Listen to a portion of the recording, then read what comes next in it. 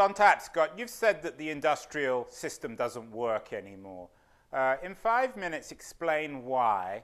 Explain what it was and what it is now. Well, it's a great question, and to understand, I think you need to go back a bit in history to understand how we got here. And I don't think you go back to 1982 or even the Great Depression. You need to go back to agrarian feudal society that surrounded the planet. And back then, prior to the printing press, knowledge was concentrated in tiny oligopolies. And people didn't know things. But with Gutenberg's great invention, people started to have knowledge, and all of a sudden the institutions of feudal society appeared to be stalled or in atrophy or unable to progress humanity. It didn't make sense for the church to be doing, say, medicine.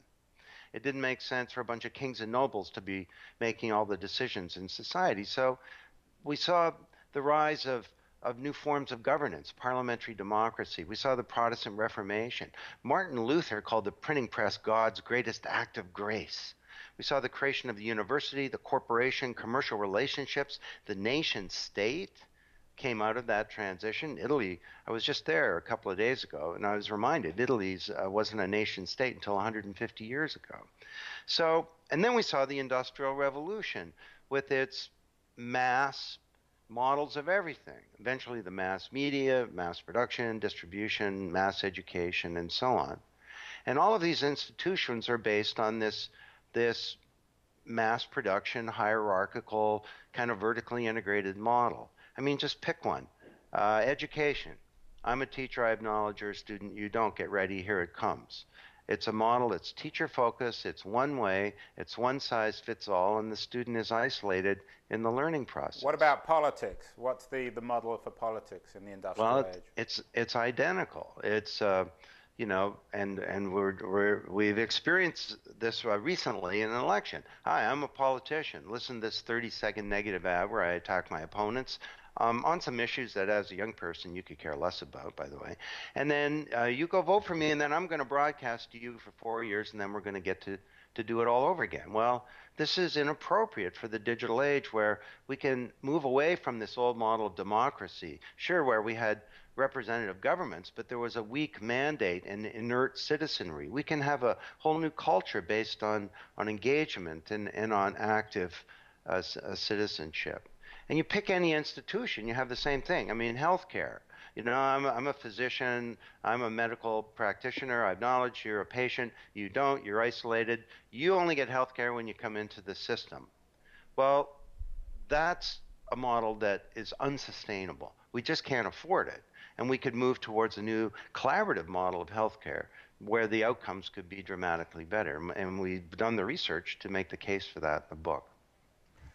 In terms of your analysis of the industrial mass system, what came first, the technology or the ideology? Well, the printing press enabled us to have a whole different kind of ideology. It enabled us to think about a world where people had access to the written word and knowledge. So we could develop an ideology of, say, representative democracy, or an ideology of, say, free markets and capitalism, and so on.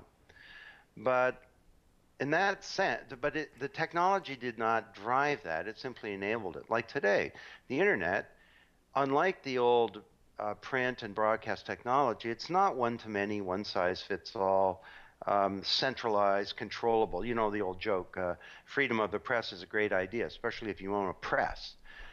It's a model that's highly distributed. You can't control it. It's one-to-one, and it's many-to-many, and it has this awesome neutrality.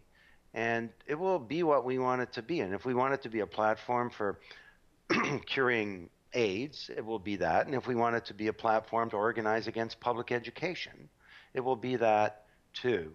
So in that sense, macroeconomics is sort of a call to action for people to bring their legitimate expectations and values to the table to kind of shape the future. So maybe, I don't know, this smaller world that our kids inherit, it will be a better one.